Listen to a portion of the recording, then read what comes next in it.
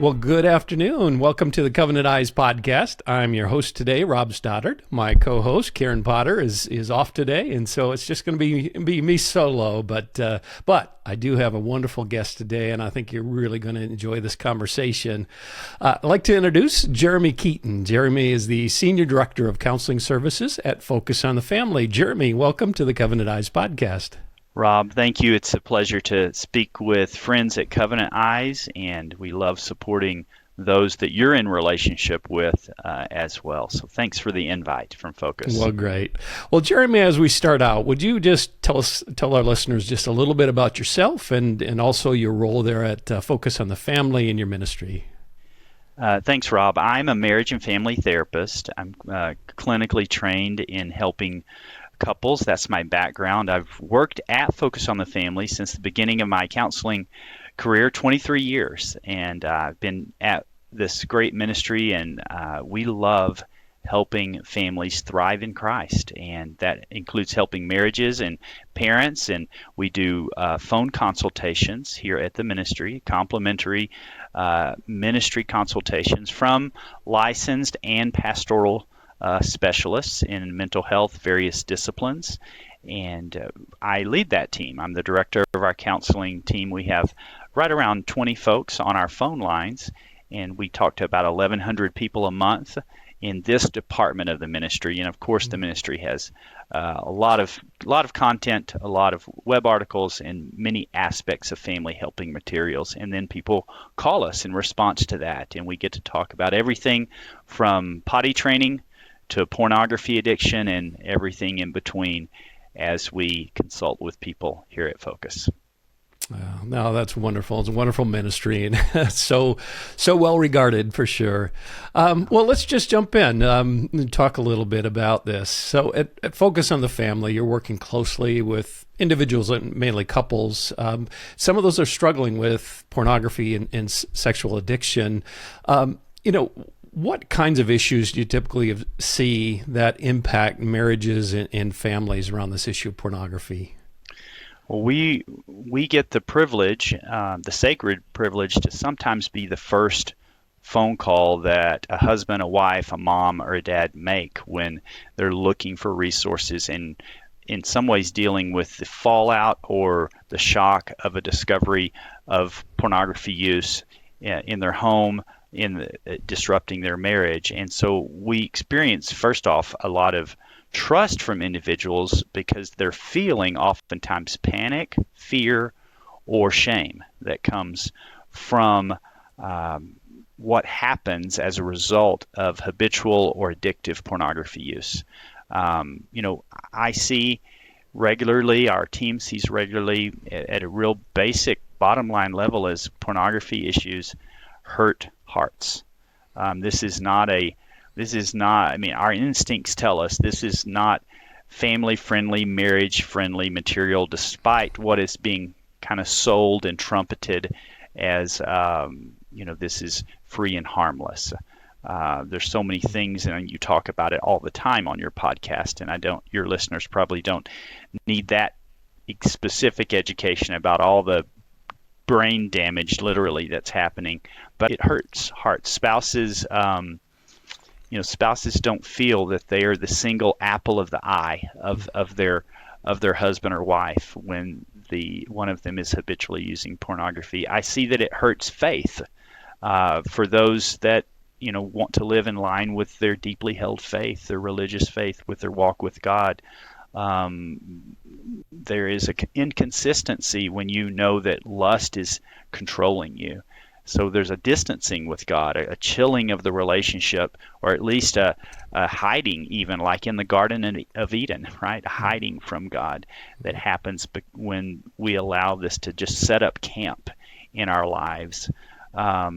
It also, for Christians, violates the symbol of radical exclusivity. Sexuality is built for the believer on radical exclusivity, and so it hurts that part of even being a consistent witness. And I can continue to to talk about what we hear as we talk with spouses, but a lot of fear and unsafety in the marriage, a lot of questions.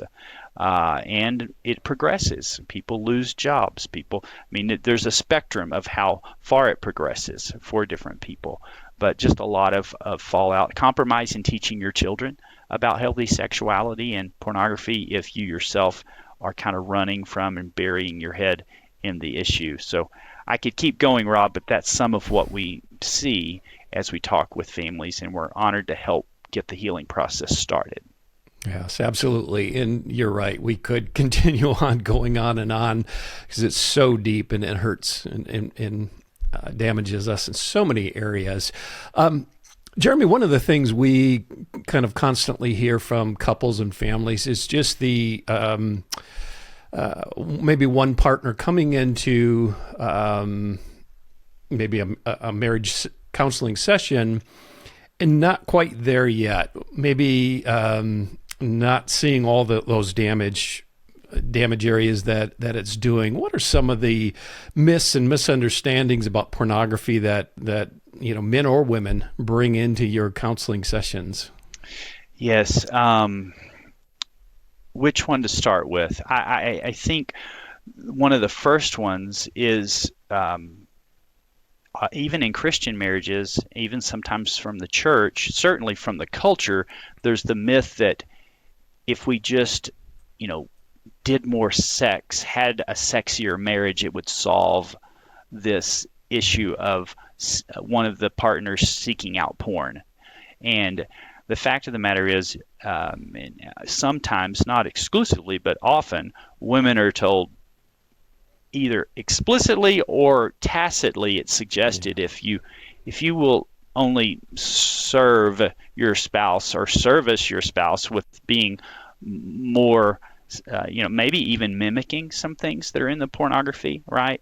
Kind of spicing up the marriage, having a pornified marriage rather than, a glorified and godly view of sex, that somehow that's okay and what you really should do. So that breaks my heart because that's real, I would even say diabolical misinformation.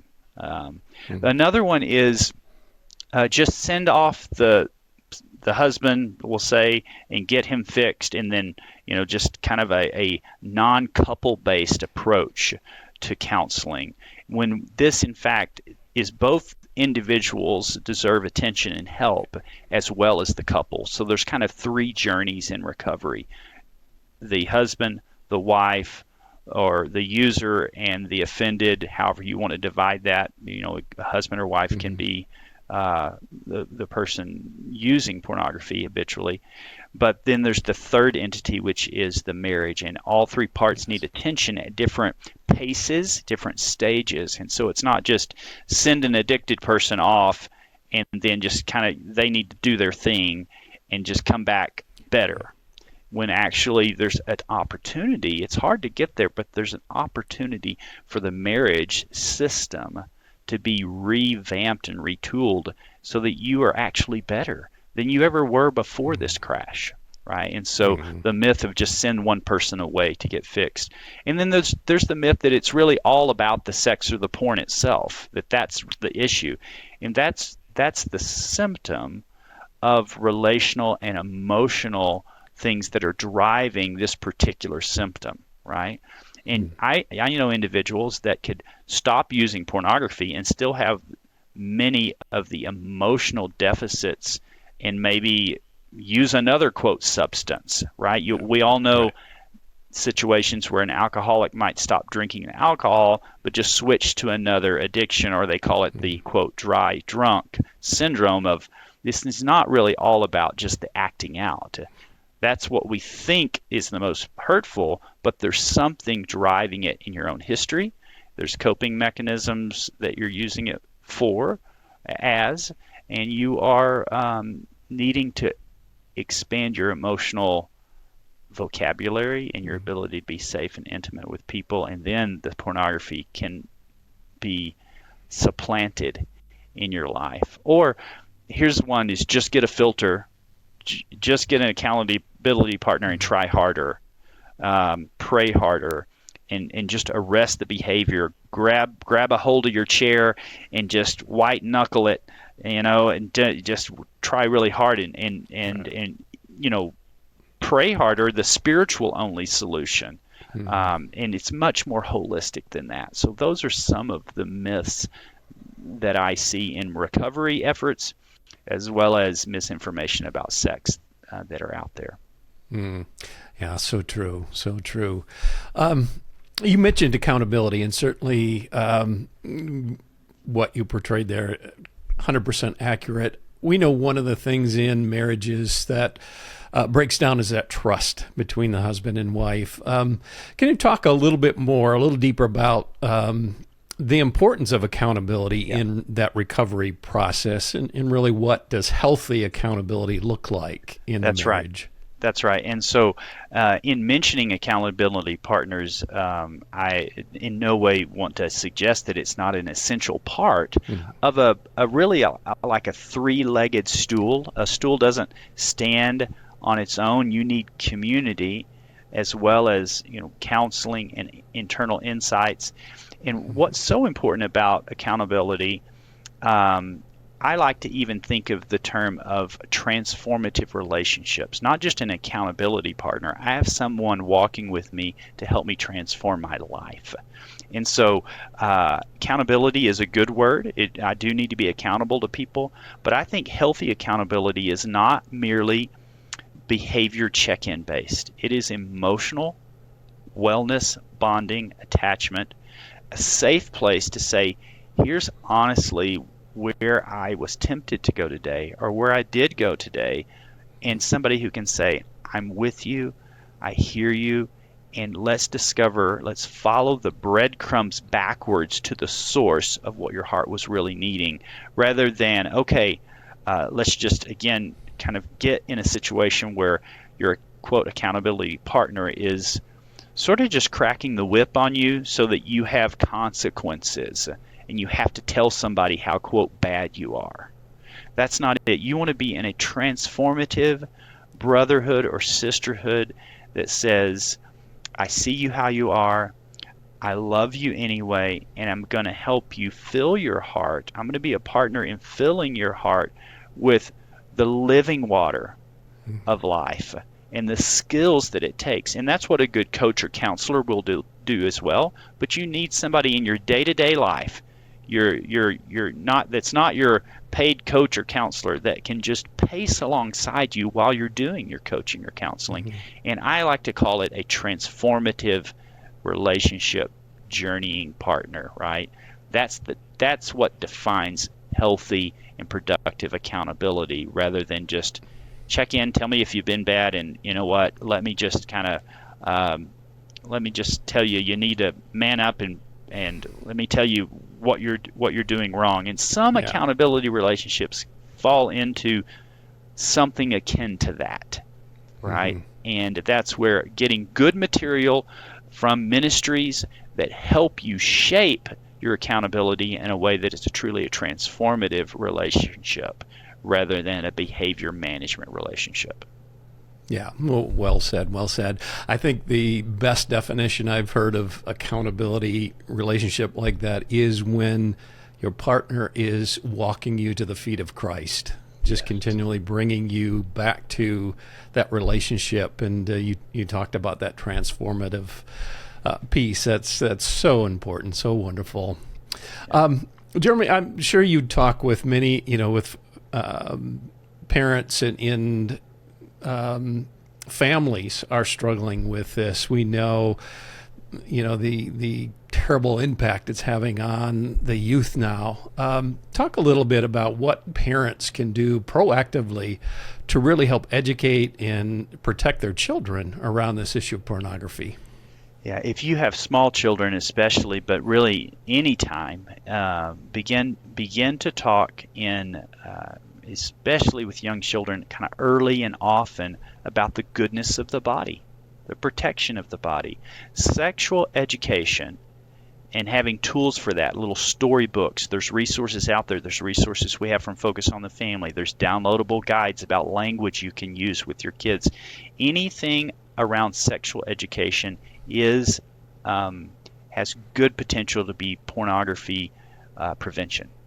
And you can integrate teaching healthy sexuality, the beauty of male and female, why God created marriage as a symbol of his love. And you're sprinkling these healthy sexual messages early and often. Even little things like when I would take care of our children and bathe our toddlers at bedtime and cuddle and even teach them about body protection, right, as we're bathing, right, only mom and dad, maybe a doctor, would help clean or touch this part of your body while we're washing, but our body's so good that we protect it. You talk about that goodness, and you talk about protection, and then you talk about the dignity of other people and why we don't look at people in ways that make them an object for us to look at or for us to lust over, when lust is taking for the benefit of myself, not whereas love is serving for the benefit of the other. And you talk about the difference between love and lust. And you're just slowly sprinkling in these messages.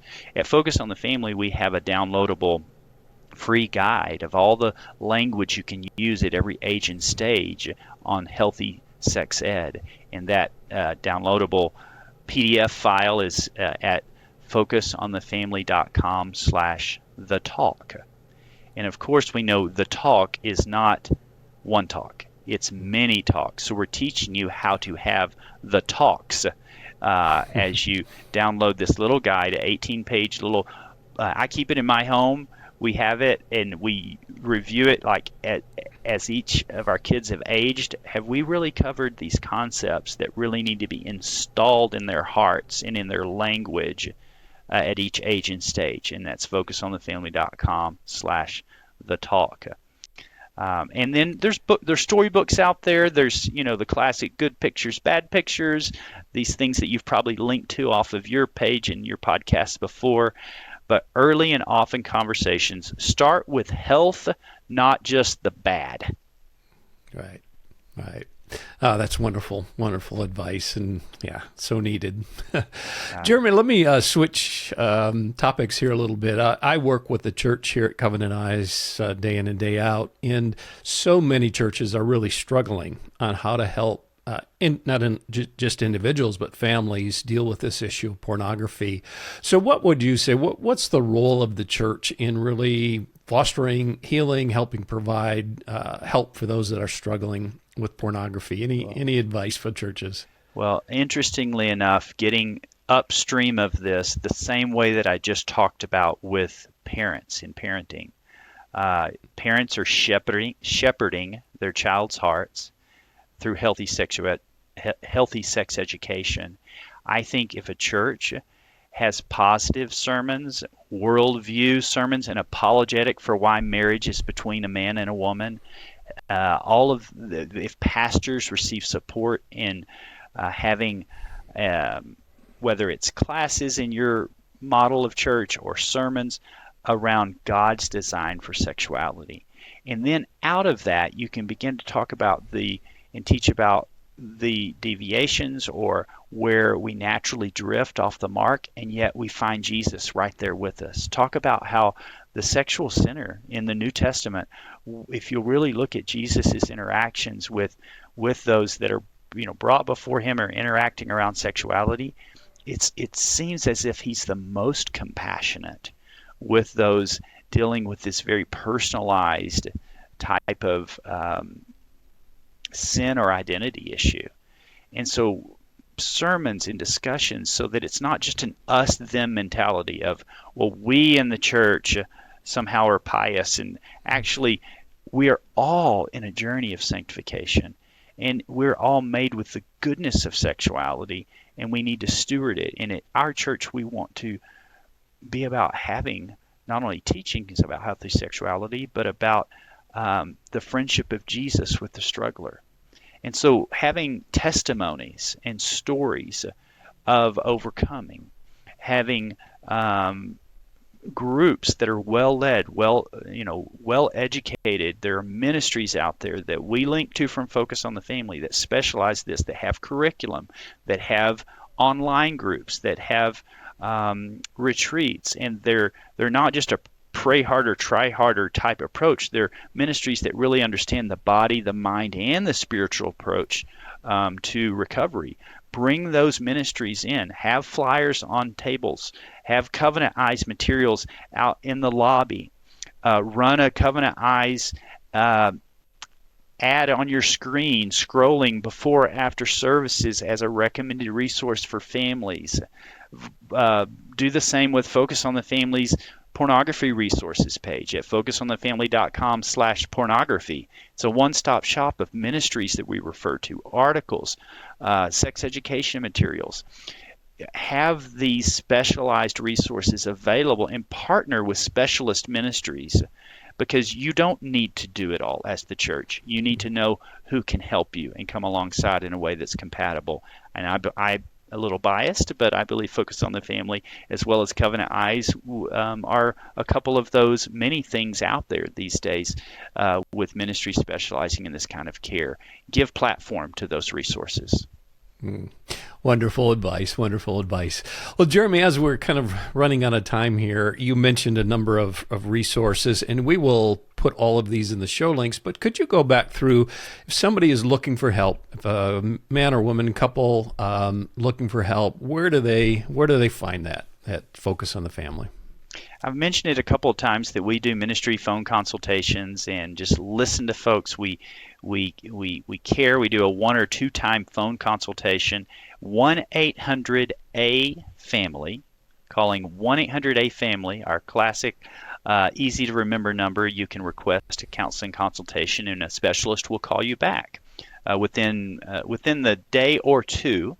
We will have time on the phone with you. It's not a therapy session. It's not ongoing counseling, but it is a deep and clinically informed and a pastorally informed time to really talk about what are the next steps you can be taking for your marriage. What are some resources that we can get you?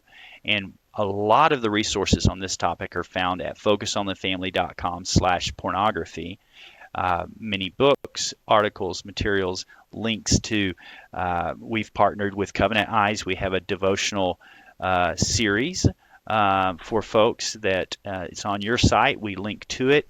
It comes from our book, and I'd like to show the cover of this. Absolutely. Our book, Aftershock. This is for wives and their husbands. But Aftershock, Overcoming His Secret Life with Pornography, a Plan for Recovery. This is one particular book I really want to emphasize if you're a married couple listening. I helped another specialist counselor write this because we get so many calls of what are the steps I can take? How can I intervene? And what's the hope for my marriage? We answer all of that chapter by chapter in this book and give a stepping stone process for confronting someone who is maybe not repentant yet of this issue, or dealing with when somebody has disclosed or been, quote, caught. This is kind of our phone consultation process in a book. These are the steps we continually over and over walk married couples through in our phone consultations, and we said we need a book for this. And so focusonthefamily.com/aftershock. You can order the book and call us. We'll talk with you about it if you cannot afford to get this book.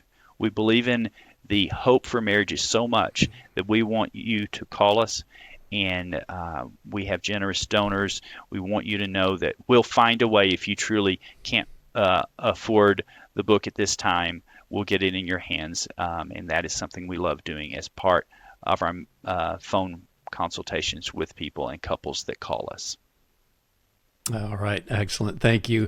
Geremy, I can hear your heart as a counselor, and you and Focus on the Family has just been such a wealth of information and care over the years. So what a wonderful ministry. I wish we had more time to continue on, because I know there's a whole lot more depth there for sure. But that's the end of our time today. Geremy, thank you so much for joining us, and thank you for your ministry. There is help. There's hope. There's friendship with us. There is no need to call with your head down and in shame. And I know that you share that frequently from Covenant Eyes on this podcast. We celebrate the fact that we can have the redemption and the hope in Christ, even if it's a journey, right? There's a journey of recovery, but with friendship, with help, it's possible, and there's hope for marriages, and we're glad to be a part of that story. Amen. Amen. Well, to our listeners, thank you for joining us today. I'm sure you enjoyed this, and check out all those wonderful resources. Those will be, again, they'll be shared in the show notes. But until next time, thanks for joining us. Take care. God bless.